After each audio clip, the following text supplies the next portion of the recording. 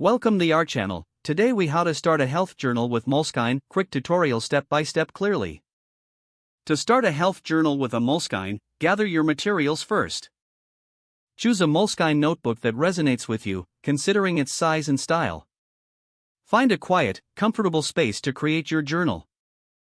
Begin by setting a clear intention for your health journal. Decide what aspects of your health you want to track. Consider categories like fitness, nutrition, mental health, or sleep patterns. Open your Moleskine and write the date at the top of the first page. Create a key or legend for symbols you might use. For each entry, start with the date.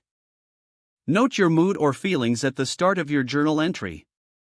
Write about your physical activities, including duration and intensity. Record meals and snacks, paying attention to portion sizes and colors.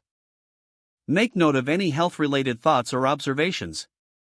Use charts or lists if you prefer a more organized layout. Incorporate motivational quotes or affirmations to inspire yourself. Review your entries periodically to identify patterns or insights. Allow yourself to express any challenges or successes. Make journaling a daily or weekly habit to maintain consistency. Keep your Moleskine in a convenient location to encourage use. Feel free to adapt your journaling style as you learn what works best for you. Celebrate your commitment to health as you fill each page. If the page does not load, refresh the browser or try again in a private or incognito window. Make sure you are using the correct email address, then retype it carefully to avoid small typos. If your password is not accepted, use the reset option and create a new strong password you can remember. Check your spam folder for verification or security emails, then complete any requested confirmation steps.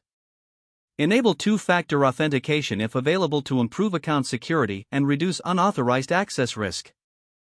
After signing in, review your profile details so your contact information and settings are accurate and current. If you see an error message, note it down and try again after restarting your device and internet connection. Don't forget to like this video and subscribe to our channel for more step-by-step tech guides.